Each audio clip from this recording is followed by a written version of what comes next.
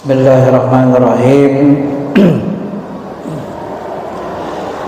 Assalamualaikum warahmatullahi wabarakatuh.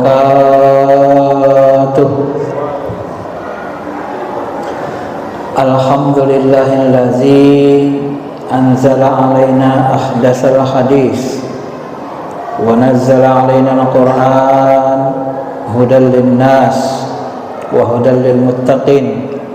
Allahumma salli ala habibina syafi'ina Muhammadin wa ala alihi wa sahbihi ajma'in. Amma ba'd.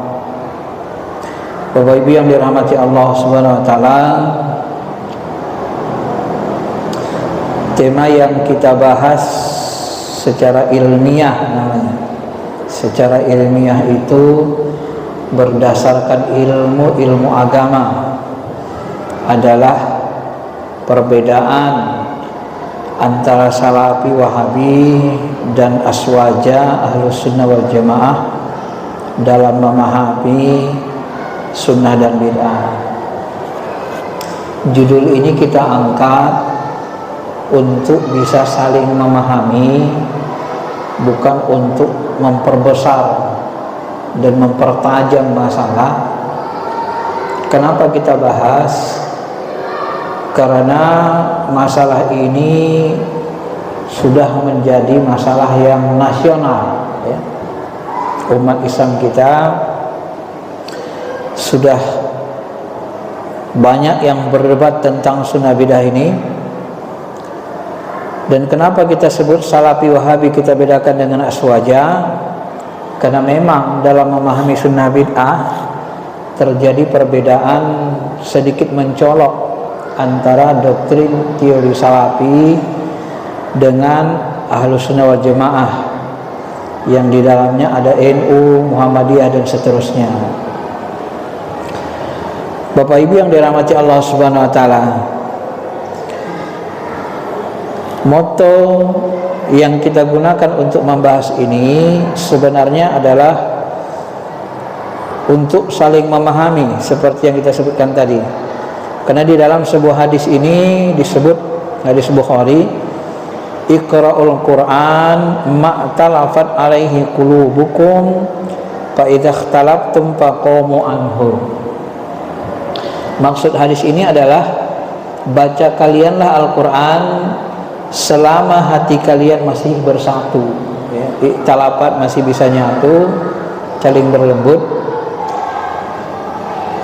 Fa idza ikhtalaftum, tapi kalau hati kalian terjadi khilaf, perbedaan yang mengarah kepada perpecahan, faqamu anhu, maka tinggalkan. Tinggalkan artinya faqamu anhu, berdiri darinya, maksudnya tinggalkan, tidak usah dibahas. Nah, artinya apa Bapak Ibu?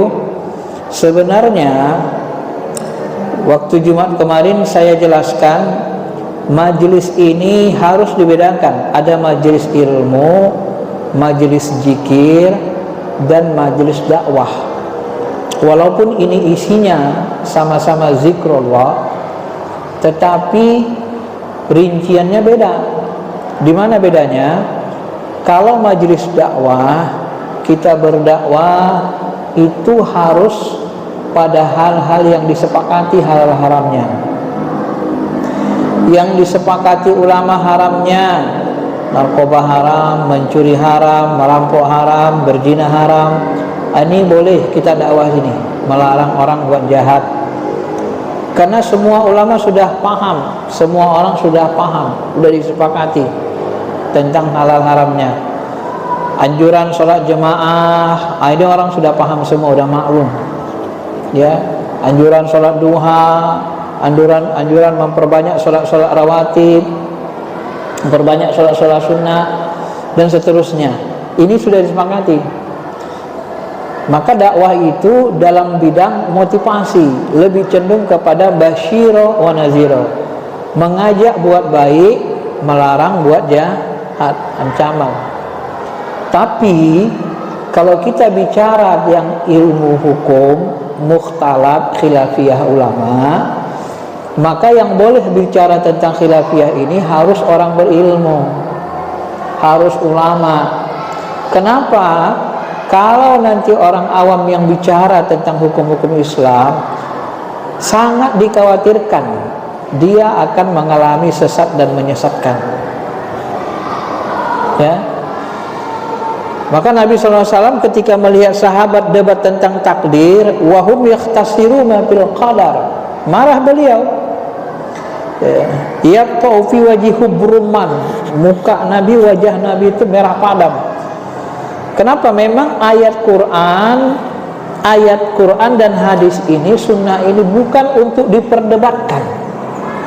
Tapi setelah kita pahami, kita hafal, pahami, kita amalkan. Bukan debat, agama ini bukan agama debat. Tapi kadang memang debat itu tak bisa dihindari. Wajadilhum billati hiya ahsan, debat dengan cara yang lebih baik. Kadang begitu. Nah, siapa yang bisa melakukan ini? Yang boleh ikhtilaful ulama, harus ulama, orang berilmu. Maka di dalam agama kita, di dalam syariah yang dikenal ada, yang dibolehkan itu ikhtilaful ulama. Tak boleh atau tak ada dalam istilah syariah itu ikhtilaful juhala, ikhtilaful am, perbedaan pendapat orang-orang bodoh, perbedaan pendapat orang-orang awam. Ini nggak ada ini dalam istilah. Ya. Bapak Ibu yang dirahmati Allah, perbedaan pendapat, pemahaman itu tidak bisa dihindari, pasti, dan sudah ada sejak zaman sahabat. Bahkan memahami hadis sahih ini saja, misalnya la yusalliyanna ahadul asar illa fi Bani Quraizah, jangan kalian salat asar kecuali setelah sampai perkampungan Bani Quraizah, kata Nabi sama sahabat. Lalu sahabat naik kuda, ya, ketika mereka mau berangkat ke Bani Quraizah, tiba-tiba tiba asar. Satu kubu mengatakan, kita sholat dulu, sebab kalau kita tancap gas, kita terus ke sana, asar kelewatan, gak cukup. Nah, misalnya dari daerah sini sampai ke sana itu 1 jam kebiasaan perjalanan. Asar ini atau 2 jam, 3 jam perjalanan. Kalau asar itu dari zuhur ke asar itu berapa jam? Paling mungkin sekitar 2 jaman. Nah, ini nggak bisa, nggak terkejar, nggak sampai, nggak tergapai kita ini. Udah sholat asar dulu. Ini namanya pemahaman kontekstual. Mereka memahami hadis Nabi. Maksud Nabi jangan kalian sholat asar sebelum sampai perkampungan Bani Quraizah. Maksud Nabi adalah kalian cepat-cepat berangkat, nanti bisa asar di Bani Quraizah. Nah, ini nggak mungkin lagi. Nggak mungkin Nabi nyuruh kita ninggalin sholat zuhur, kan begitu. Nggak mungkin Nabi nyuruh kita mendurhakai Allah. Nah, ini kontekstual namanya, sahabat itu. Satu kubu sahabat lagi beda pula. Pokoknya, ini kalau pokoknya kan repot kita, Pak. Pokoknya kalau nggak sampai perkampungan Bani Quraizah, nggak usah berhenti, nggak usah sholat. Kan udah katakan Nabi, jangan kalian sholat kecuali sampai perkampungan Bani Quraizah. Kan udah jelas kata Nabi, jangan sholat kecuali sampai perkampungan Bani Quraizah. Ini namanya pemahaman tekstual. Jadi sahabat saja, di kalangan sahabat sudah berkubu pemahaman itu. Ada kontekstual, ada tekstual. Lalu setelah mereka sampai ke perkampungan Bani Quraizah, yang sudah sholat tadi aman, nggak sholat lagi. Nah, yang sampai Bani Quraizah tadi, sampailah mereka waktu maghrib menjelang isya. Sebahagian sholat asar di waktu maghrib, sebahagian lagi mungkin karena telat wudhu, masuk isya, sholat asar di waktu isya. Lalu diceritakanlah ke Nabi SAW. Apa jawab Nabi? Nabi hanya diam. Jadi Nabi diam ketika perbedaan pendapat ini dihadapkan kepada beliau. Nabi diam, tidak komentar. Artinya apa?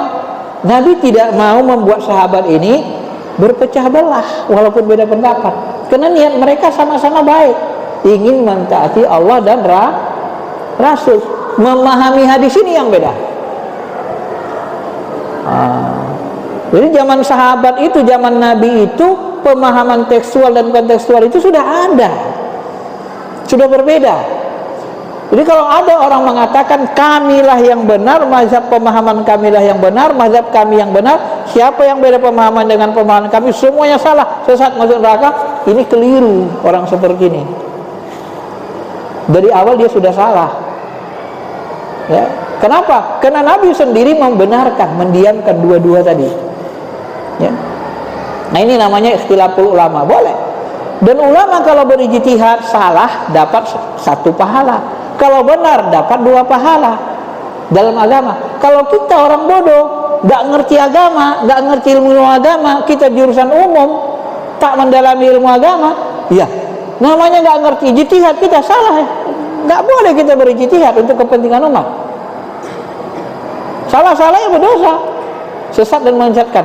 Maka ketika ada seseorang sahabat, dia ngajarkan Quran, lalu Imam Ali datang, kamu ngajarkan apa? Ngajarin Quran. Kamu paham nggak ayat nasyakh dan mansyukh, ilmu nasyakh mansyukh? Enggak ya Ali. Halakta wa halakat, engkau telah merusak, engkau rusak dan akan merusak orang ramai. Kenapa? Karena ilmu Quran dia tidak paham. Disuruh dia ajarkan Al-Quran itu, ilmu Quran itu, diajarkan ayat-ayat Quran itu, hukum-hukum Quran, sementara dia nggak paham ilmu nasyakh mansyukh. Kamu paham nggak nasyakh, ilmu nasyakh mansyukh? Enggak ya Ali. Kau rusak dan akan merusak orang ramai ini. Di sini kita paham bahwa majelis ilmu itu tidak sama dengan majelis dakwah. Juga dengan majelis zikir, ya zikir rame-rame. Hilakah zikir, halakah zikir namanya. Walaupun mirip tapi sebenarnya tidak sama kalau kita pahami. Nah, membahas ini namanya majelis ilmu. Nah, walaupun majelis ilmu itu termasuk majelis zikir, karena kita ingat Allah, kan yang kita bahas Al-Quran hadis. Bapak Ibu yang dirahmati Allah Subhanahu wa taala. Nah, kenapalah Salafi dengan Aswaja ini berbeda dalam memahami sunnah bidah ini? Nah, kalau kita lihat di Facebook, kita lihat di YouTube, itu kan terjadi perdebatan sengit, apalagi di Messenger, kadang sampai caci maki gitu kan. Nah, kita kok udah lihat caci maki gitu udah malas kita. Facebook saya pun kadang dipancing itu, tapi saya nggak mau terpancing. Nah, saya tanggapi saja seadanya. Ada yang mengatakan, Ustaz, kenapa kita harus lapaskan niat itu? Usolli pada subuhi, usolli pada zuhri, kenapa harus pakai lapas-lapas gitu? Kan Nabi nggak mencontohkannya. Ada yang bertanya begitu. Padahal kita wudhu tadi sudah berniat, wudhu tadi sudah berniat mau sholat katanya. Lalu saya tanya, arti niat apa? Satu. Yang kedua, boleh nggak kita wudhu tapi niatnya sholat? Boleh nggak satu perbuatan sedang berwudu niatnya 2, satu wudu satu salat? Nah, ini boleh goyang, dia nggak bisa jawab dia kan? Karena dia melarang kita kan? Nah, itu kan apa? Makanya ini harus kita pahami secara ilmiah, namanya berilmu. Bapak Ibu, Al-Quran kita, Al-Quran itu, sunnah itu dianggap bukan ilmu. Nah, ini kan kaget kalau disebut gini kan. Kenapa? Karena Al-Quran dan Sunnah itu di atas ilmu, namanya sumber ilmu, bukan ilmu. Kalau ilmu udah sistematis. Kurang sistematis enggak? Enggak. Kadang cerita Al-Baqarah, cerita Nabi Musa, cerita orang kafir, langkah-langkah dia. Kalau ilmu gimana? Ilmu fisika aja, dari artinya, cabang-cabangnya, macam-macamnya, fisika kuantum, fisika ini lagi, fisika terus, sistematis. Tapi kalau Quran, dia bukan ilmu, dia sumber ilmu. Sama dengan sunnah. Ini ilmu dasar. Quran sunnah itu bukan ilmu, tapi sumber ilmu.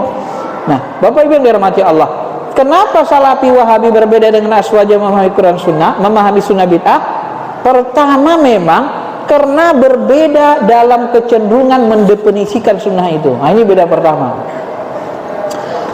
Secara bahasa, sunnah itu jalan yang biasa dilalui, sedangkan secara istilah, kalau kita ambil ilmu hadis, logika berpikirnya gini, kalau kita mau membahas hadis, mengetahui hadis atau sunnah, maka kita harus mengetahui definisi sunnah menurut ulama hadis.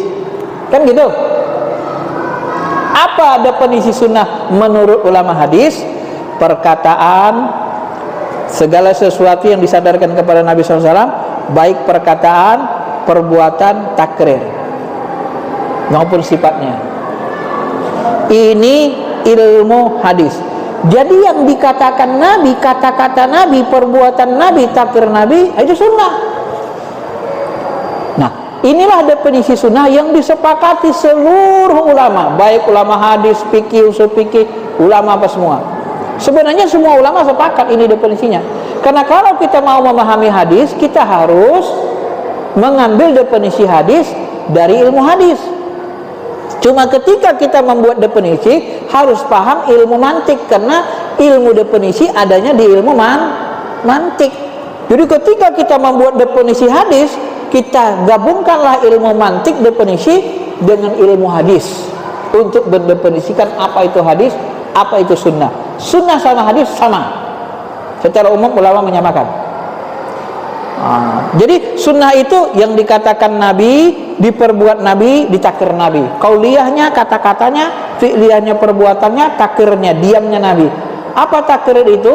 Nabi melihat sahabat melakukan sesuatu, Nabi diam. Lihat sahabat makan biawak, Nabi diam. Lihat sahabat misalnya makan daging dog, ya, Nabi diam. Kalau Nabi diam, berarti kan nggak ditegur, nggak salah, berarti kan nggak haram. Itu namanya takrir, ya. Nabi melihat sahabat berijtihad pakai ro'yu, Nabi diam. Seperti tadi, dua-duanya berijtihad, diam Nabi. Berarti dua-duanya nggak ada masalah, mana aja boleh. Kan gitu, karena saling-saling memahami. Bapak Ibu yang dirahmati Allah Subhanahu Wa Taala. Nah, kalau Salafi, ya, kalau Salafi dia mendefinisikan sunnah itu begini modelnya.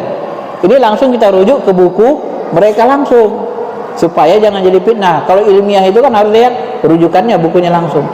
Apa yang mereka pahami dengan sunnah? Sunnah menurut ulama salaf, kata penulis bukunya itu, ya, langsung penulis bukunya saya sebut Ustaz Yajid misalnya kan. Apa kata beliau? Petunjuk yang dilaksanakan Rasulullah SAW dan sahabat, baik tentang ilmu, iktikad, perkataan maupun perbuatan. Jadi ilmu, iktikad, perkataan maupun perbuatan, petunjuk. Ini yang disebut dengan sunnah.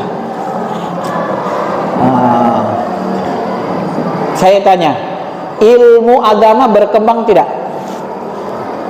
Ilmu berkembang enggak? Ilmu agama berkembang enggak tidak? Berkembang. Tadi kan saya sebut Al-Quran Sunnah ini sumber ilmu. Ketika diambil ayat-ayat, hadis-hadis tentang hukum, ditafsirkan, dipahami, dibuat metodologinya sistematis, maka lahirlah namanya ilmu hukum Islam, fikih, usul fikih. Ayat, hadis, Al-Quran dan Sunnah, diambil ayat-ayat dan hadis ekonomi, dibuat secara sistematis metodologi ilmu ekonomi, dipahami secara rinci, lahirlah namanya ilmu ekonomi Islam. Benar? Maka ada fakultas ekonomi Islam, maka ada fakultas syariah. Ayat dan hadis, ayat dan sunnah, diambil ayat-ayat dan hadis tentang pendidikan, tarbiyah, dibahas secara metodologis, dipadu dengan ilmu pendidikan modern, metodologi sistematis, lahirlah namanya Tarbiyatul Islam. Maka ada fakultas tarbiyah. Paham? Nah, pertanyaannya, berkembang nggak ilmu agama itu? Ilmu kedokteran, diambil ayat-ayat dan hadis tentang kedokteran, tentang kandungan saja kita kecilkan. Tentang kedokteran salah satunya tentang kandungan. Dipahami ayat tentang kandungan, proses penciptaan manusia, kemudian lahirlah spesialis ilmu kandungan Islam, dokter Islam, kedokteran Islam, lahir ilmu kandungan. Nah, ilmu kandungan Islam yang sekarang ini lebih rinci, lebih banyak atau lebih sedikit atau sama dengan zaman Nabi sahabat? Lebih rinci kan? Artinya ilmu itu berkembang tidak? Berkembang. Jadi kalau ilmu kita padakan zaman Nabi dan sahabat, kemungkinan nanti inilah yang membuat nanti kalau kita pahami, membuat perkembangan ilmu agama ini dianggap sebagai bid'ah sama mereka. Jadi dianggap sesat kalau begini definisinya. Nah, dia mengatakan ini definisi ulama salaf. Kalau kita kerujuk, siapa ulama salaf yang ngomong definisi sunnah begini? Tak ketemu kita. Dari sahabat nggak tahu, dari tabiin nggak tahu, tabiin nggak tahu. Siapa yang mendefinisikan sunnah begini? Nah, kelemahan salafi Bapak Ibu, dia mengatasnamakan salaf tapi tak disebutnya siapa ulama salafnya.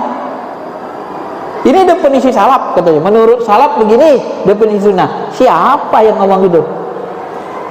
Berarti kan ngomong itu kan dia kan memahami kan? Dia memahami ulama salaf. Ah, itulah kalau kita kaji ilmiah.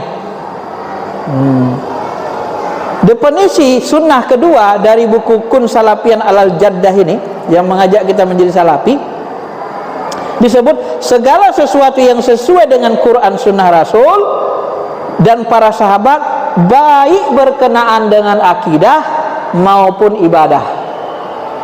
Jadi yang berkaitan dengan akidah dan ibadah yang sesuai dengan Al-Quran Sunnah Rasul itu disebut sunnah.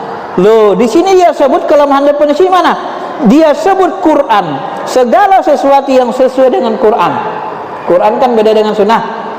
Karena Quran lapas maknanya dari Allah kan. Nah, berarti Quran itu dimasukkannya ke dalam sunnah, seolah-olah Quran itu dalam kafaran sunnah kan begitu. Oke lah, kesalahannya tidak batal. Kita teruskan. Sunnah Rasul para sahabat baik berkaitan dengan akidah dan ibadah. Nah, baik berkaitan dengan akidah dan ibadah, kebalikannya bid'ah. Berkaitan dengan akidah dan ibadah, maka terjadi penyempitan sunnah. Kenapa? Karena definisi ulama hadis tadi, sunnah itu perkataan, perbuatan, takrir. Kata-kata Nabi, perbuatan Nabi itu apakah berkaitan dengan akidah dan ibadah saja? Tentu tidak. Masa kerja Nabi berakidah ibadah saja yang diajarkan Nabi? Nah, kata mereka definisinya lebih luas dari ahli hadis, definisinya lebih sempit. Kenapa? Karena mereka batasi baik berkaitan akidah dan ibadah. Definisi ini sebenarnya kalau dilacak cenderung ke definisi Ibnu Taimiyah, bukan definisi ulama salaf. Tapi kata mereka dalam pandangan salaf. Ibnu Taimiyah lahir 500-an Hijrah, lahirnya di Turki, di Harran.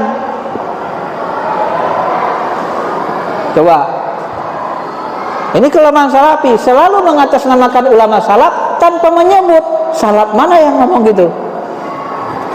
Kelemahannya kan di situ. Nah, bisa dipahami Pak ya? Nah, ini definisi. Karena definisi beda, maka nanti penjebarannya bisa beda. Maka nanti dalam berhukum menghukumi bidang akidah dan ibadah, ini mereka menghukuminya dengan sunnah dan bid'ah. Karena kebalikan darinya, yang kebalikan sunnah adalah bid'ah. Kalau sesuai dengan sunnah Rasul, baik akidah ibadah sunnah. Kalau tidak sesuai, kebalikannya sebut bid'ah. Nah, nanti dalam pemahaman yang lebih rinci, mereka menganggap sesuai tidak sesuai itu mereka anggap kalau berbeda akidahnya dan berbeda ibadahnya itu bid'ah. Kesempitan pemahaman itu. Kalau aswaja, kalau berbeda belum tentu bid'ah, ditimbang pakai kaidah hukum Islam. Kenapa? Karena kalau berbeda dianggap bid'ah sesat haram. Wah, dari ujung rambut kita ini sampai ujung kuku kaki kita beribadah itu nggak sama dengan Rasul. Pecinya nggak sama, rambutnya nggak sama panjangnya pendeknya, jenggotnya nggak sama panjang pendeknya, kumisnya nggak sama, bajunya jubahnya nggak sama, warnanya ukurannya pun nggak sama. Lalu kalau beda dianggap menentang, kan mereka nanti sering menyebut berbeda dengan Nabi itu dianggap sebagai, kalau bahasa Indonesianya, menyelisihi. Nah, gitu kan. Semua yang berbeda dengan Rasul dianggap menyelisihi sunnah. Menyelisihi dianggap bertentangan. Padahal dalam fikih berbeda tidak sama dengan bertentangan. Di situ nanti sulitnya pemahaman itu. Baik, kita lanjutkan. Ini perbedaan definisi ya. Nah, maka ulama Ahlus Aswaja nanti mereka mengambil definisi ahli hadis. Cuma kalau dalam berhukum beda, sunnah itu artinya sama dengan nadab anjuran. Nah, karena dia perspektifnya hukum Islam, gitu kan.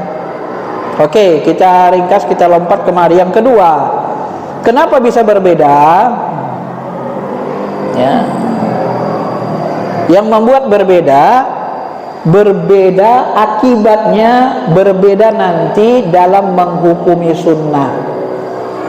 Nah, definisi tadi Salafi kan menyebut kalau dia sesuai dengan Quran sunnah maka dia dianggap sunnah, berkaitan dengan akidah dan ibadah sunnah. Kebalikannya bid'ah, maka nanti mereka menghukumi ibadah kita dengan akidah kita dengan sunnah bid'ah. Mereka menghukumi sunnah itu tidak pakai hukum yang 5. Baik, kita analisis secara ilmiah. Kalau kita mau melihat definisi sunnah atau hadis, kita harus ambil ilmu sunnah atau ilmu hadis, baru dia akurat kebenarannya. Nah, ilmu sunnah, ilmu hadis mengatakan sunnah itu perkataan, perbuatan, takrir Nabi. Jelas? Jelas. Semua terima? Semua terima. Baik. Nah, ketika kita mau menghukumi perbuatan, perkataan, takrir Nabi ini, apa hukumnya? Ilmu apa yang kita pakai? Ilmu hukum Islamkah? Ilmu hadiskah? Ilmu akidahkah? Ilmu tarbiyahkah? Ilmu ekonomi Islamkah? Kalau kita mau berhukum pakai ilmu apa? Supaya benar caranya. Pakai ilmu apa, Pak? Kok ngelamun ditanya? Bapak kalau berhukum pakai ilmu apa? Pakai ilmu hukum kan? KUHP dengan KUHP pidana dengan perdata. Kalau kita dalam Islam berhukum pakai ilmu hukum Islam. Nah, saya nggak tahu apakah Salafi mereka tidak menyadari kekeliruan dalam memahami. Mereka berhukum pakai sunnah bid'ah kebanyakan. Coba perhatikan nanti. Ini apa hukumnya Ustaz? Ini bid'ah. Ini sunnah. Ibadah kita dihukumi pakai sunnah bid'ah. Ini jadi berselisih begitu beda dia. Akhirnya buat kita berselisih sama mereka. Kalau ulama mazhab Syafi'i, ulama mazhab Imam Mazhab, kita khususnya Syafi'i, menghukumi amalan ibadah mada itu pakai wajib. Salat 5 waktu apa hukumnya? Wajib. Kenapa wajib? Ada kaidahnya. Perintahnya keras, tegas, ada hukumannya kalau ditinggalkan. Ya. Begitu dia. Jelas tegas ayatnya, hadisnya jelas. Kalau ditinggalkan ada hukumannya, di dunia dipukul, di akhirat masuk neraka. Kalau tak ada hukumannya berarti anjuran. Seperti salat witir, salat tahajud, nggak ada hukuman meninggalkannya, berarti anjuran. Gitu dia. Jadi diteliti kaidah itu, kaidah hukum yang 5. Ini kalau kita bahas kaidah hukum 5 selesai sampai jam 9. Ini kita bahas ininya aja dulu, teori umumnya ya. Bapak Ibu yang dirahmati Allah Subhanahu wa taala. Nah, kalau kita berhukum harus pakai hukum Islam, maka sunnah Nabi, perkataan perbuatan Nabi, ibadah-ibadah Nabi, nah supaya gampang ya, ibadah-ibadah Nabi, ada yang hukumnya wajib, salat wajib, ada yang hukumnya sunnah, salat sunnah, puasa sunnah, ya kan, sedekah sunnah. Sunnah itu apa dalam ilmu hukum? Nah, beda definisi sunnah, ilmu hadis, ilmu hukum. Kalau definisi sunnah dalam ilmu hukum, namanya anjuran, disebut dengan nadab, tatawu, mustahab. Nah ini sama ini, nafilah, ihsan, fadilah, sama itu, mirip-mirip.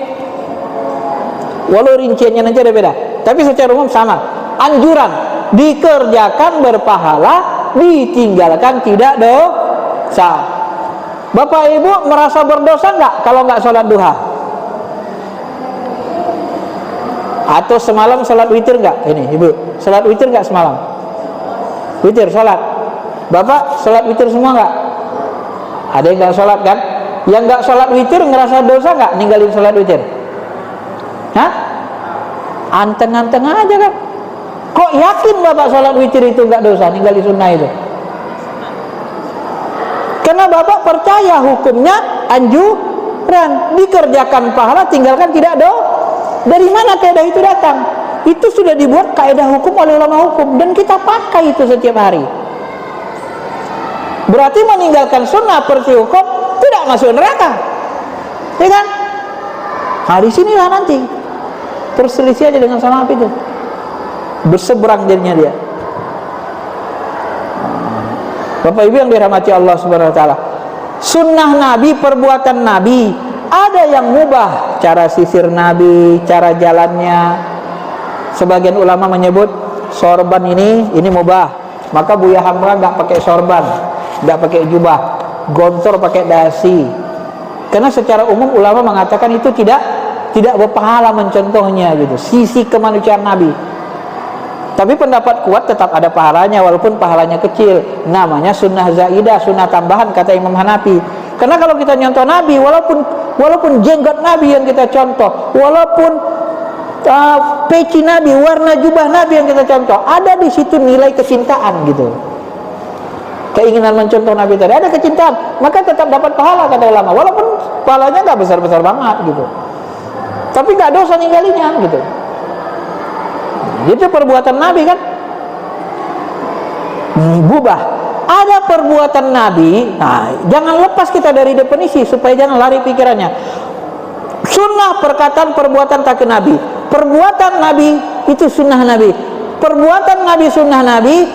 Ada yang makruh, tidak disukai kita amalkan. Apa itu? Mencium istri bulan Ramadan. Ya. Maka nanti Bapak Ibu di buku saya ini itu saya urai lebih rinci. Misalnya Nabi Muhammad SAW nih, karena Nabi SAW yuqabbalu wa yubashiru wa huwa shaim. Nabi SAW itu dia mencium istri dan mencembu istrinya saat puasa. Wa huwa shaim, dia puasa, cium istri, cembunya. Nah, dan dia orang yang paling mampu menahan, mengendalikan hawa nafsu. Sunnah Nabi nggak mencium istri bulan puasa? Sunnah Nabi kan? Perbuatan Nabi nggak? Perbuatan Nabi. Siapa bilang nggak sunnah? Tapi hukum mencontohnya apa? Hukum mencontohnya untuk kita makruh, tidak disukai, takut keterusan. Makanya Umar bin Khattab dalam hadis sahih disebut dia pernah nyium istrinya. Aku merasa bahagia lalu kucium istriku sementara aku dalam keadaan puasa. Lalu ku katakan, ya Rasulullah, hari ini aku melakukan satu perkara yang besar. Dia merasa bersalah. Ya Rasulullah, aku sudah membuat kesalahan besar. Macam mana ini? Tenang Umar, ada apa? Tadi aku cium istriku, ini kan puasa, bulan Ramadan. Puasa itu kan menahan hawa nafsu. Tadi ku cium istriku katanya. Apa kata Nabi? Bagaimana pendapatmu kalau kau kumur-kumur pakai air sementara puasa? Batal nggak puasamu? Nah, dalam ujung hadis itu nggak apa-apa. Nah gitulah itu, sama lah itu kata Nabi. Sama itu, kumur-kumur sama cimitir sama. Namanya mendekati yang haram, mendekati yang batalin puasa. Jadi makruh. Kalau bahasa orang salafi namanya syubhat. Nah, kesalahan salafi nanti sering mengharamkan yang syubhat. Itu bahaya. Mencium istri, ini syubhat sebenarnya. Apakah dia haram? Batalin puasa? Enggak, karena makruh. Dari situlah muncul ke makruh itu. Yang begitu-begitu. Untuk Nabi mubah, nggak ada masalah, dia kuat nahan. Maka dalam riwayat lain, ya Rasul, bolehnya mencium istri. Antum mencium istri bulan puasa. Oh beda, aku sama kalian beda. Aku lebih kuat nahan dari kalian. Kalian jangan, kata Nabi. Ya nanti kalau dibiarin keterusan, Pak. Orang Arab lihat cewek cakep aja yang geletar kan. Apa lagi nyentuh istrinya cakep. Gak bisa nahan dia nanti takutnya. Batal puasanya, terpaksa bayar diat kan, denda. Nah maka kita harus, beginilah ulama fikih membahas itu secara ilmiah, secara rinci. Jadi perbuatan Nabi itu, sunnah Nabi, ada yang makruh dilakukan, dicontoh. Bahkan ada perbuatan Nabi yang haram, bukan hanya makruh, haram. Apa itu? Nikah lebih dari 4 ya. Istri Nabi berapa? 9, tambah budaknya disebut 11. Nah, nikah lebih dari 4 itu dijelaskan dalam Quran, dijelaskan khalisatal lak min dunil mu'min. Itu khusus buat Muhammad, tidak berlaku bagi orang beriman lainnya. Min dunil mu'min, orang beriman gak boleh, kata Allah Ta'ala. Itu kekhususan, itulah yang disebut sunnah khususiyah. Sunnah khususiyah Nabi tak boleh dicontoh. Ada yang haram dicontoh, ada yang makruh. Seperti mencium tadi ya. Menikahi istri-istri Nabi, janda Nabi SAW, wafat Nabi SAW, istrinya dari 9, 11. Ada nggak sahabat yang berani menikahi istri Nabi? Nggak ada. Jangan kena oh itu kan memilih istri-istri Nabi itu kan sunnah. Nabi milih itu, milih Aisyah, milih ini. Oh sunnah dong milih istri-istri Nabi. Tapi kan nggak ada sunnah. Kita nyontoh Nabi, apa itu ya? Kita kawinilah itu. Nabi kan nggak ada. Boleh nggak? Nggak boleh. Karena istri Nabi itu disebut Allah ummahatul mu'min. Mereka itu adalah ibu-ibu orang beriman.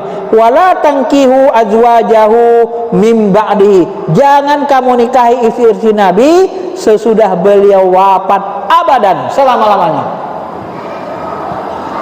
Tapi kalau Abu Bakar meninggal, istri Abu Bakar boleh nggak dinikahi sahabat lain? Boleh. Maka istri Abu Bakar dinikahi Imam Ali. Imam Ali yang nikahi istri Abu Bakar. Kenapa boleh? Tapi kalau istri Nabi nggak ada yang boleh menikahi. Itu artinya sunnah Nabi, perbuatan Nabi ada yang haram diikuti. Nah sunnah Nabi. Jadi kalau menghukumi sunnah itu pakai hukum Islam, ya begitu. Sunnah Nabi itu ada yang wajib dilakukan, ada yang sunnah, nadab, ada yang mubah, ada yang makruh, yang haram. Nah kebalikan sunnah dalam ilmu hadis bid'ah. Bid'ah itu tidak dikatakan Nabi secara mantik, tidak diperbuat Nabi, tidak dikatakan Nabi, hukumnya sama ini. Maka ulama mazhab Syafi'i menghukumi bid'ah 5. Dia pakai ilmu mantik dan pakai ilmu proporsional namanya. Berhukum pakai ilmu hukum, berdefinisi pakai definisi. Ketika sunnah diartikan perkataan perbuatan tak Nabi, maka secara mantik kalau tidak dikatakan, tidak dicontohkan, tidak diperbuat Nabi, tidak dicontohkan Nabi, tidak dikatakan Nabi, itu bid'ah. Memang bid'ah, kan tak dicontohkan. Oh sunnah itu semua yang dikatakan dicontohkan Nabi kok. Kalau tidak dikatakan, tidak dicontohkan Nabi, beda. Iya beda. Tapi hukum melaksanakannya kembalikan kepada hukum yang 5. Ada yang wajib membukukan Quran. Dicontohkan Nabi enggak? Enggak dicontohkan Nabi. Membukukan hadis. Dicontohkan Nabi enggak? Jangankan hadis, Quran aja enggak. Memberi titik baris hadis, titik baris Al-Quran. Itu Al-Quran ditambah-tambah. ngeri loh. Itu Al-Quran kitab suci, tambah titik, tambah baris, tambah titik, tambah baris, tambah tasdid. Wah, boleh nggak? Ibnu Abbas dulu melarang, jangan kalian tambah titik barisnya, nanti rusak mana ayat-ayat Quran itu, kata Ibnu Abbas. Zaman Ibnu Abbas, zaman sekarang, zaman berikutnya tabi'in, mana ada yang dengar kata-kata Ibnu Abbas ditambah. Kenapa? Karena penambahan itu bukan merusak. Penambahan yang dilarang, penambahan yang merusak. Penambahan itu dalam rangka memudahkan membaca dan memahaminya.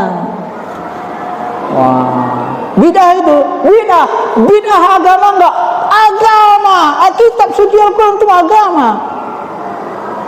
Siapa bilang itu tidak bid'ah agama? Nanti Salafi kan membagi bid'ah itu terbagi dua, bid'ah duniawiyah sama bid'ah agama. Duniawiyah boleh, agama tak boleh. Loh, Quran itu enggak agama.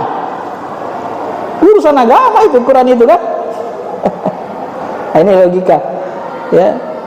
Bapak Ibu yang dirahmati Allah Subhanahu wa taala.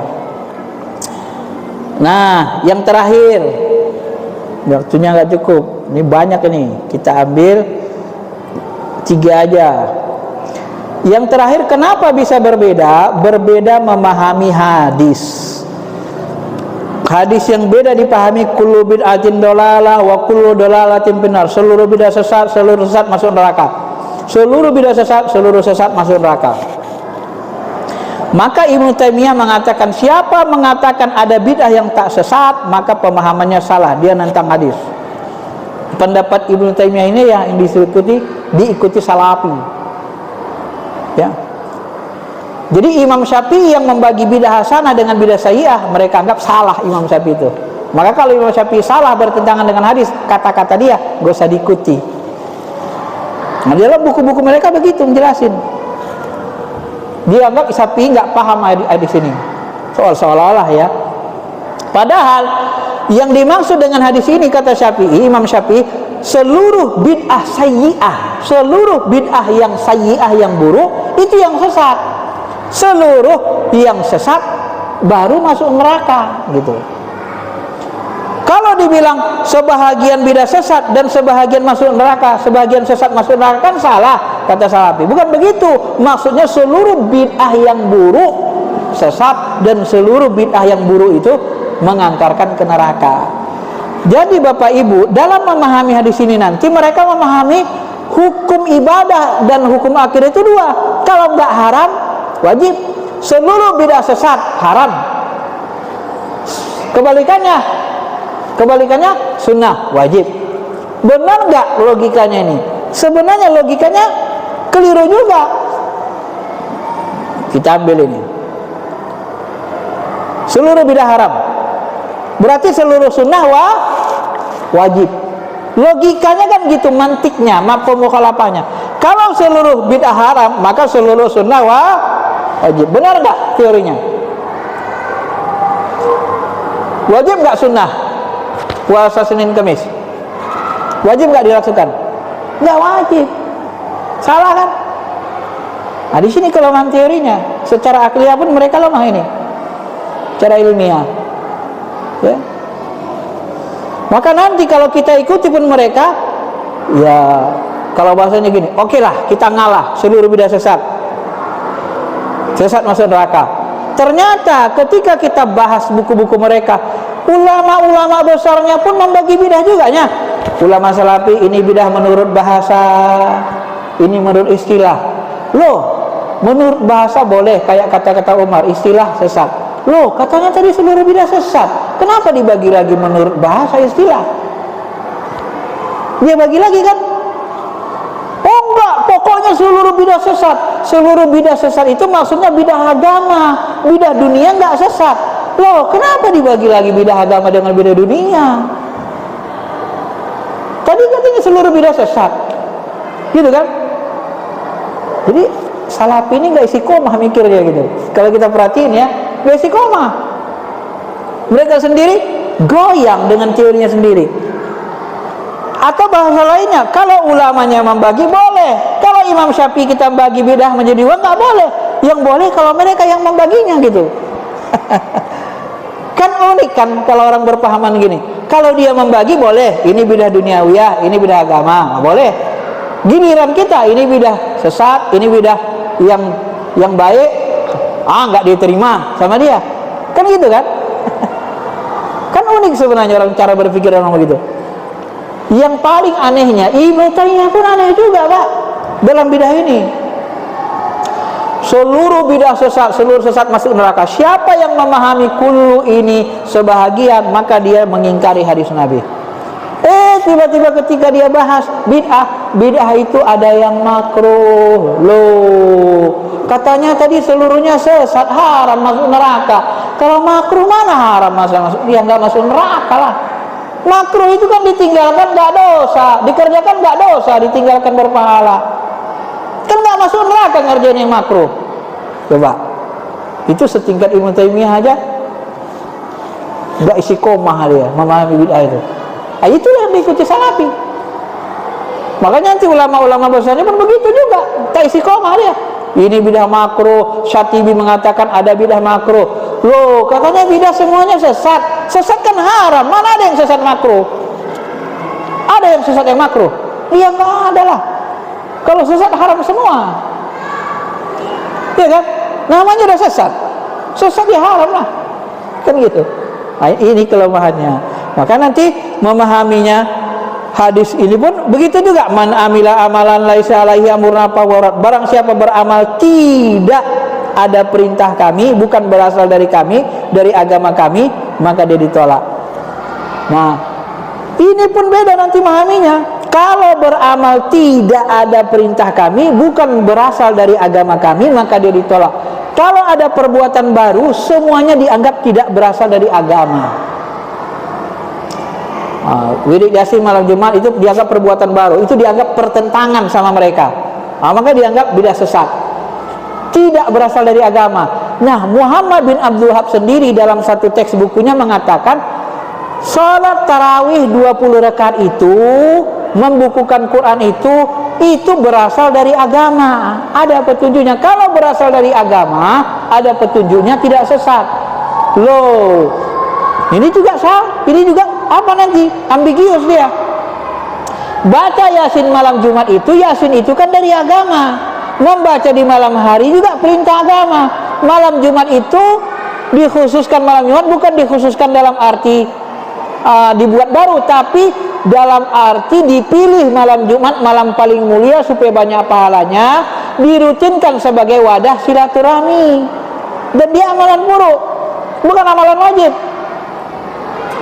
Kata Nabi, nggak boleh kita mengkhususkan satu amalan. Jangan kamu khususkan puasa hari Jumat.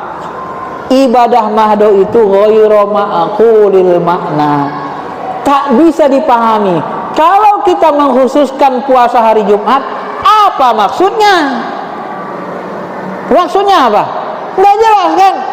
Itu ibadah mahdo, nggak bisa, nggak ada maksud, nggak ada tujuan yang nggak jelas. Tapi kalau kita wirid Yasin malam Jumat, itu jelas tujuannya. Tujuannya apa? Wadah silaturahmi, temu ramah warga setiap minggu, seminggu sekali. Jelas wadahnya kan? Maka Nabi setiap kali ada perbuatan buruk yang berbeda dengan Nabi, belum tentu sesat.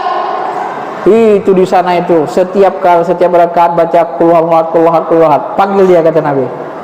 Kamu kok sholat baca qul huwallahu tiap rakaat, kenapa? Udah dianjurkan jangan begitu, kamu nggak mau. Kata sahabat dia, Rasul, aku sangat mencintai qul huwallahu, sudah ikhlas. Oh, kalau begitu kamu masuk surga.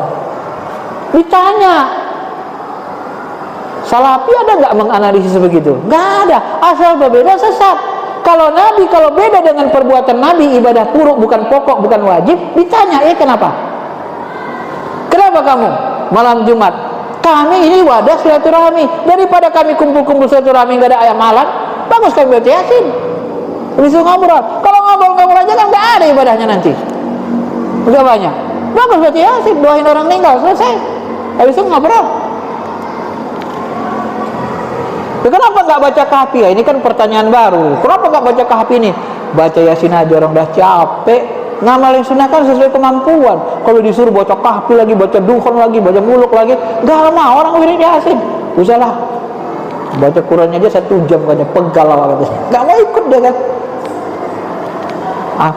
Jadi sebenarnya disitulah perbedaan ijtihad ulama nanti ya. Sebenarnya banyak lagi nih, cuman ini dulu pengantarnya. Kenapa kita berbeda?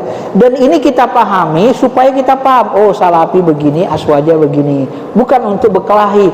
Paham kita di mana kelemahan Salafi, di mana kelemahan Aswaja kalau ada kelemahannya. Sebenarnya gitu, pahami ilmunya saja. Bapak Ibu kalau ya mau mengamalkan, amalkan yang diyakini saja. Kalau nggak yakin jangan amalin. Karena beramal itu berdasarkan ilmu.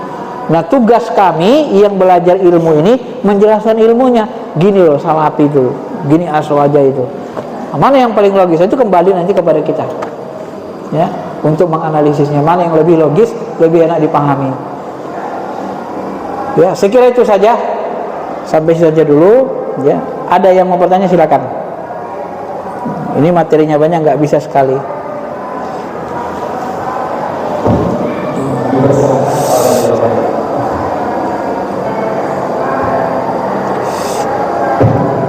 Assalamualaikum warahmatullahi wabarakatuh. Waalaikumsalam warahmatullahi wabarakatuh. Sebelumnya saya mohon maaf Ustaz kalau pemahaman saya tadi disampaikan Salafi kalau ibadah tidak sesuai dengan Dia. Kalau tahlil itu kan juga sumbernya dalam ucapan tapi kok juga dikatakan bid'ah oleh Salafi ini. Kemudian ilmu pengetahuan kan juga berkembang. Zaman Nabi apa yang dilakukan Nabi ketika komunikasi menggunakan transportasi itu menggunakan unta, kalau pada mobil, pada HP dan sebagainya. Kalau ada di TikTok misalnya, kayak sampaikan ada Ustaz, saya menggunakan HP tidak ada zaman Nabi. Kita kemudian sebenarnya sudah mengatakan ini kan zaman Nabi juga ada kendaraan, kalau itu Ustaz pun aja berani kita mohon pandangan oleh semacam itu. Terima kasih. Assalamualaikum warahmatullahi wabarakatuh. Iya. Bapak Ibu yang dirahmati Allah, jadi Salafi ini membatasi bid'ah itu hanya dalam bidang akidah dan ibadah, mengikuti pendapat Ibnu Taimiyah. Kalau Imam Syatibi, Imam Madinah, bid'ah itu hanya ada dalam ibadah. Itu pula ya. Tadi saya lompat makna bid'ah menurut sejarah itu. Bid'ah yang pertama muncul bid'ah kepemimpinan sebenarnya. Aswaja ini ilmunya luas. Maka saya sebut tadi, dia bid'ah itu kalau tidak sunnah lawannya bid'ah gitu kan. Itu Aswaja. Kalau tidak sunnah lawannya bid'ah. Maka kalau sunnah itu hukumnya 5, bid'ah pun hukumnya 5 gitu. Kalau Salafi enggak. Yang dimaksud dengan bid'ah itu yang berbeda dalam akidah dan ibadah saja.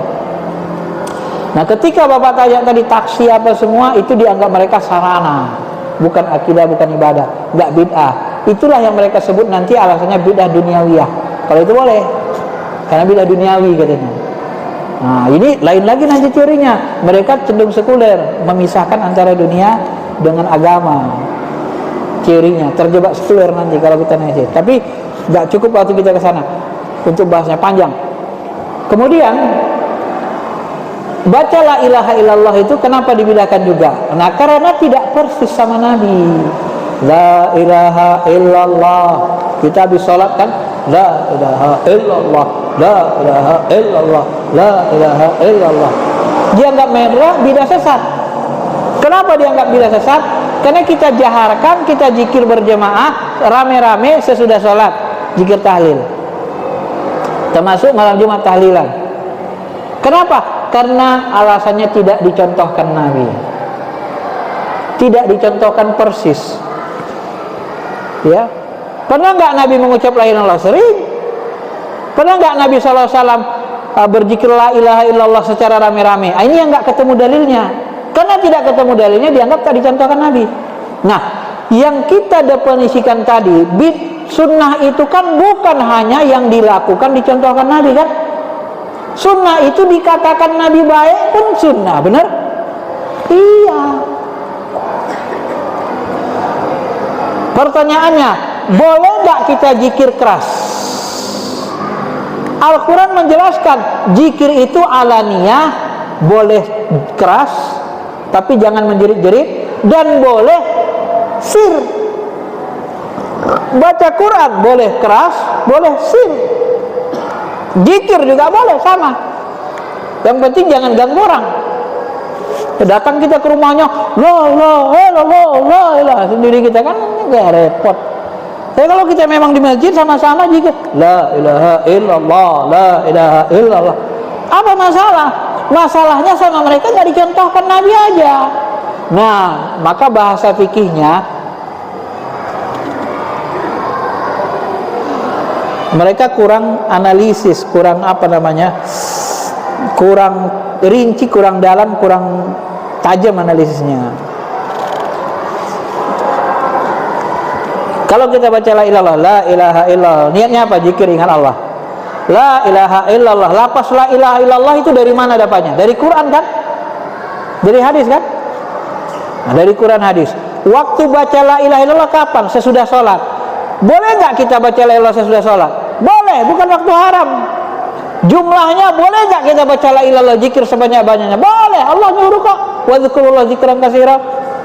Cara zikirnya jemaah, boleh nggak zikir jemaah? Boleh. Zikir jemaah itu bukan zikir haram. Cara jemaah bukan cara haram, cara berzikir. Tempatnya di mana? Di masjid, boleh. Kecuali bapak zikir jemaah di WC itu rame-rame. Setiap WC itu semua masuk ke WC semua. Loh. Itu sesat itu kan, bernajis. Masa zikir di masjid, iktikaf, zikir rame-rame dianggap sesat? Nah, inilah kelemahan Wahabi. Kalau bahasa saya, kelemahan analisisnya. Kenapa apa? Karena mereka nggak tahu ya. Mereka ini tidak menguasai kaedah hukum yang 5 secara rinci, atau tidak setuju. Kadang-kadang mereka nggak setuju.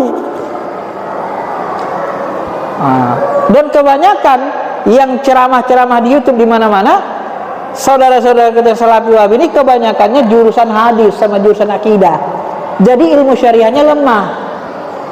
Kalau saya berani membahas ini secara ilmu syariah karena saya S1, S2, S3-nya syariah. Ya secara syariah beginilah ukurannya, kaidahnya. Kalau nanti niatnya nyentuh haram, baru sesat. Maka Nabi kan nanya, kamu kenapa baca qul setiap rakaat? Ya Rasul, aku sangat mencintai. Niatnya benar. Ah, udah nggak apa-apa kata Nabi, walaupun beda sama aku. Niatnya benar. Yang dibacanya qul huwallahu ahad. Kenapa boleh baca qul setiap rakaat? Karena baca ayat itu, qul huwallahu ahad itu sunnah, boleh ditukar-tukar, boleh ganti-ganti. Yang nggak boleh diganti-ganti Al-Fatihah. Kalau ayatnya ya suka hati. Alam Nasra boleh, subuh Alam Nasra, zuhur qul huwallahu ahad, asar. Nah, mau surah apa lagi? Al-Baqarah, Maghrib surah Al-Imran, juz 30 Isa, boleh. Hari-harinya terserah, gantinya acak boleh. Kenapa? Karena dia amalan puruk sunnah. Kalau ditinggalkan tidak dosa, dikerjakan berpahala. Bukan amalan pokok, bukan rukun. Maka ulama fikih itu diteliti. Rukun sholat itu mana? Baca Fatihah. Maka Fatihah nggak boleh tukar-tukar. Rukun sholat itu mana? Ruku. Maka ruku nggak boleh ditinggal dan nggak boleh ditukar-tukar. Ya, rukunya ya begini, nggak boleh rukun nungging. Oh, kepala kita nyentuh ke sini, pantatnya naik ke atas, nggak boleh. Kenapa? Kenapa nggak boleh tukar-tukar? Gini terus rukunya. Tapi kalau Nabi tukar-tukar ayatnya, kan nggak boleh dirubah-rubah. Nah, jadi tingkat kedalaman rinci pengetahuan salafin yang agak kurang menurut saya, ya. Nah, jadi mereka membedakan itu. Mereka maunya persis. Habis sholat persis, zikirnya persis, doanya persis. Padahal kalau doa pun Pak, mana bisa kita persis sama Nabi? Ya Allah, luluskan anak aku kedokteran. Kapan pula Nabi doa begitu? Ya kan? Mana bisa persis doa kita semua sama Nabi? Ya kan? Ya Allah, luluskanlah aku kerja di perusahaan itu, perusahaan tambang. Ya Allah, aku kemarin udah daftar, luluskan. Ya. Kapan Nabi doa kayak gitu? Kebutuhannya kan beda. Nah, di situ nanti terjadi Kalau bahasa Abdullah, salaf ini lebih saklek lah gitu ya, lebih kaku. Kalau ulama mazhab ini lebih luas ilmunya. Maka ilmu ulama aswajin kan luas. Ada filsafat Islamnya, mantik Islamnya, fikih Islamnya, ilmu hadisnya, ulumul Qur'annya, tafsirnya, ada nanti tasawufnya. Kalau mereka kan enggak. Mereka anggap Al-Quran Sunnah itu ilmu, bukan sumber ilmu. Mereka anggap Quran Sunnah ilmu. Jadi kalau beda dengan Quran hadis, menurut pemahaman mereka sesat. Ilmu tasawuf bid'ah, sesat. Gitu mereka. Karena mereka anggap Quran Sunnah ilmu, padahal Quran Sunnah bukan ilmu, dia sumber ilmu. Ibaratnya bahan baku, ibaratnya tepung. Tepung, bapak mau buat apa? Mau buat roti bisa, mau buat adon buat kue bulat-bulat bisa, mau buat cetak kue bentuk bintang bisa, terserah. Tepung itu bisa banyak dibentuk kan. Itulah Quran Sunnah itu, dia bahan baku. Maka itulah disebut syariah. Kalau pemahaman terhadap Quran Sunnah itu namanya fikih. Nanti fikih mazhab dalam hukum Islam namanya fikih mazhab. Dalam ilmu tauhid namanya fikih firqah, fikul akbar ilmu tauhid. Fikih juga pemahaman namanya. Jadi dari Quran Sunnah dipahami oleh NU, lahir Bahsul Masaid, ini fikih, NU fikih. Dari Quran hadis dipahami oleh Muhammadiyah, lahir Majelis Tarjih, ini fikih wilayahnya. Dipahami Salafi Wahabi, fikih. Jadi kalau Salafi Wahabi merasa dia syariah, oh kami syariah, siapa yang berlawan sama kami, berbeda sama kami, sesat semua. Ini namanya sombong, ini salah mikir namanya. Sedangkan mereka mendefinisikan sunnah saja, katanya ulama salaf, gak jelas mana ulama salafnya. Paham ya? Belum ngantarnya. Ada lagi? Itu cukup?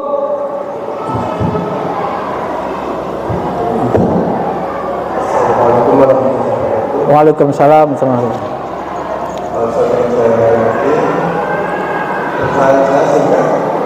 Setiap ibadah itu selalu diawali dengan niat apapun ibadahnya. Iya. Niat itu kan dalam hati. Iya. Sedangkan di situ kadang dikatakan sebelum ibadah bacalah niat. Kalau kan baca apa itu berarti mulut kita, bukan hati kita. Nah, ini yang benar yang mana? Kita baca atau dalam hati? Itu setiap niat ibadah apapun, baik itu sholat, puasa, dan yang lain. Terima kasih Ustaz. Iya.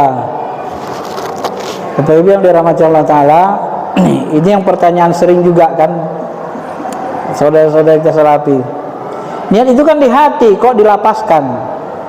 Bapak Ibu, Nabi mengatakan setiap ibadah innamal a'malu, sesungguhnya amal-amal itu semuanya tergantung nih niat, kan gitu kan?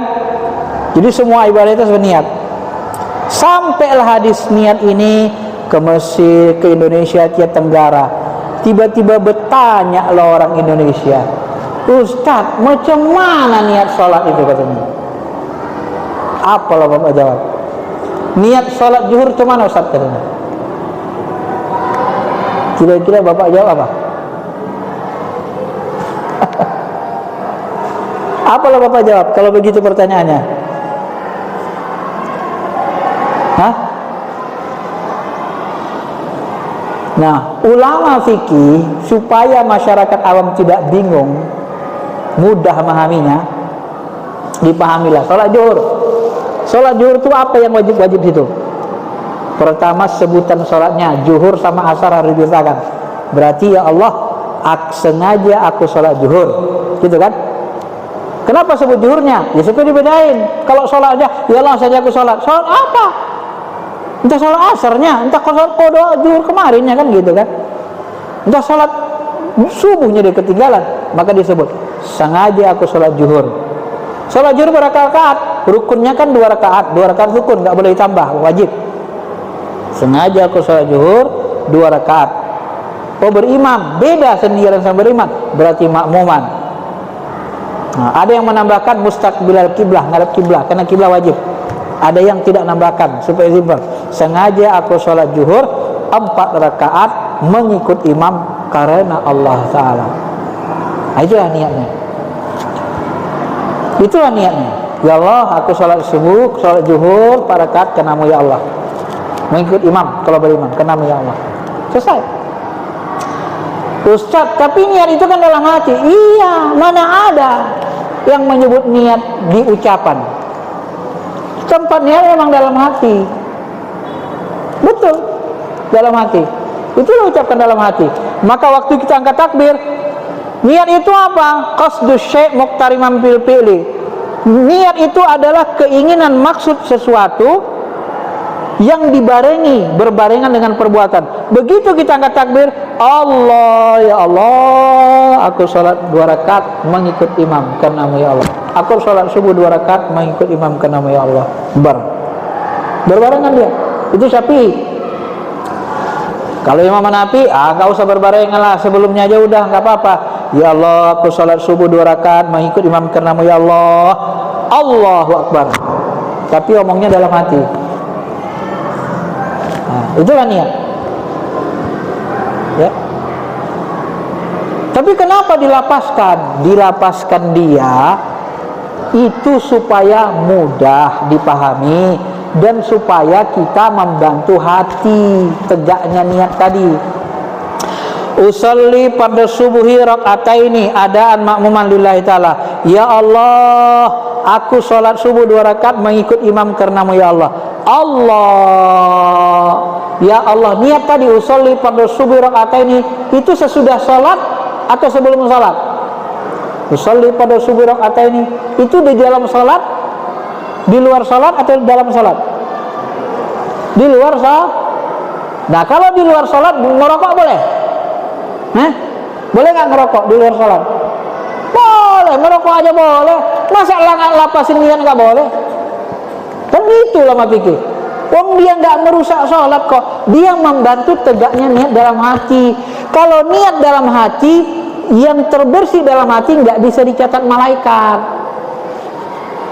Dilapaskan dia. Makanya kalau bapak berzakat, dilapaskan. Ini zakatku ya tahun ini, zakat emasku tahun ini, aku keluarin. Jangan nggak bapak lapaskan. Kalau nggak bapak lapaskan, kata sebagian ulama nggak sah. Kenapa nggak sah? Ada orang yang nggak menerima zakat, karena zakat itu kotoran, hak fakir miskin. Dia kaya, tiba-tiba bapak kasih zakat, mana mau dia? Ini zakatku ya, kok mau? Ada orang begitu pak. Kalau sedekah nggak apa-apa, hadiah nggak apa-apa. Kalau zakat aku nggak mau katanya. Maka dilapaskan itu. Ini zakatku ya tahun ini, aku keluarin sekian. Dilapaskan zakat itu. Nah dari situlah nanti dikiaskan sholat itu pun lapaskan aja supaya orang awam, orang umum, orang di luar Arab, Mekah, Madinah gampang. Usolli pada subuh rakaataini adaan makmuman lillahi ta'ala. Allahu Akbar. Usollinya kan tadi di luar sholat. Yang sholatnya itu Allah, baru mulai sholat kan. Sholat itu dimulai dari takbir, diakhiri dengan sah. Jadi sholat itu Allahu Akbar. Jadi sebelum Allahu Akbar, bapak lihat HP boleh nggak? Sebelum Allahu Akbar, lihat HP boleh nggak? Masih boleh. Contohnya, boleh kan? Boleh. Kenapa usolli jadi nggak boleh? Mau lihat HP aja boleh, merokok aja boleh kok. Ini kalau orang nggak paham fikih gitu pak, gampang sekali dibidahkan sesat. Padahal begitu bapak ucapkan niat tadi, usolli pada subuh rakaataini adaan makmuman lillahi ta'ala, kebantu dalam hati. Kita terjemahkan, pahami. Ya Allah, aku sholat subuh 2 rakaat mengikut imam karenamu ya Allah. Begitu bapak lapaskan tadi niat tadi, apa yang terjadi? Tadi bapak sholat sebenarnya niatnya bukan mau sholat. Tadi niat bapak sholat mau jumpa imamnya, calon mertua di rumah. Ya kan? Yang satu lagi kalau nakal dia ke masjid tadi mau cari sandal barunya mau lebaran. Ya kan? Kalau anak muda dia ada yang diliriknya di masjid tuh yang rajin ke masjid. Aku ke masjid karena lah Bani Umar ada cewek cakep situ rajin kali. Kan salah niat dia kan. Jadi yang salah niat dari rumah tadi, yang waktu duduk macam-macam niat, begitu bapak ucapkan niat di sini tadi, semuanya hambur. Namanya islahun niat. Itulah yang disebut ulama memperbaiki Nah, kalau sudah terperbaiki niat kita, bagus nggak sholat kita? Bagus. Maka ulama berijtihad membaguskan ibadah, bukan merusak ibadah. Nambah titik-titik kurang, baris kurang, supaya mudah memahami Qur'annya, bacanya, bukan merusak Qur'an. Ini kalau orang fikih ngomongnya gitu, Pak. Tapi kalau nggak paham fikih, bid'ah, sesat, neraka. Apanya neraka? Wong ulama dia aja sebelum sholat main HP dibolehinya aja kok. Apa ngucap usul diharamkan ya? Paham Ibu? Paham? Nah, ini lapas itu di luar sholat. Untuk apa fungsinya? Menegakkan niat, kokoh hati kita. Nah, niat itu dalam hati. Lapas niat namanya, bukan niat, tapi lapas niat. Kita dibantu ulama fikih membuatkan niat itu supaya jangan salah. Kenapa begitu bentuknya? Karena yang kita sebut itu bahagian dari rukun. Sengaja aku sholat subuh. Kalau kita bilang, ya Allah aku sholat karenamu. Sholat apa? Ya kan? Masih banyak pertanyaan. Ya Allah aku sholat subuh karenamu. Berapa rakaat sholat subuh? Sebutkanlah. 2 rakaat. Kau berimam atau tidak? Berimam. Nah, 2 rakaat mengikut imam. Kan beda berimam sama tidak berimam. Begitulah ulama menjelaskannya. Baik, cukup ya. Nah, karena waktunya udah lebih ya. Saya kira itu aja. Mudah-mudahan bisa dipahami pengantarnya. Bagi saya tuh lupa tadi. Bagi yang mau beli buku ini, ada bukunya saya bawa. Bagi yang mendalami silakan didalami. Kalau nggak paham boleh dilihat di YouTube saya atau di WA. Mudah-mudahan bisa kita pahami dan mudah-mudahan Allah memberikan petunjuk kepada kita. Pahami saja, mana yang kita yakini amalkan. Kalau kita belum yakin, tak ada ilmu kita, boleh tidak kita amalkan. Atau tanya ulama yang ahli, setelah kita bertanya baru kita amalkan ya dalilnya. Terima kasih, itu saja. Astaghfirullahaladzim. Alhamdulillahirabbil alamin wassalatu wassalamu ala asyrafil anbiya'i wal mursalin wa ala alihi wa sahbihi ajmain. Allahumma inna nas'alukal huda wat tuqa wal afaf wal ghina. Allahumma inna nas'aluka ilman nafi'a wa qalban khashi'a wa amalan maqbula wa zawjatan salihah wa waladan salih wa rizqan wasi'an katsiran halalan thayyiban mubarakan. Allahumma ighfir lana dzunubana wa liwalidina warhamhum kama rabbawna shighara wa li asatidina wa li masyayikhina wa li ahli baitina wa li jami'il muslimin wal muslimat al ahya'i minhum wal amwat bi rahmatika ya arhamar rahimin. Nas'aluka bi husnil khatimah. Allahumma khtim lana bi husnil khatimah wa la takhtim alaina bi su'il khatimah. Nas'aluka mahabbataka wa ma'rifatak kama arifata nabiyina Muhammadin sallallahu alaihi wasallam. Rabbana atina fid dunya hasanah wa fil akhirati hasanah wa qina adzabannar. Wa sallallahu khairi khalqihi nabiyina Muhammadin wa ala alihi wa sahbihi ajmain. Walhamdulillahi rabbil alamin.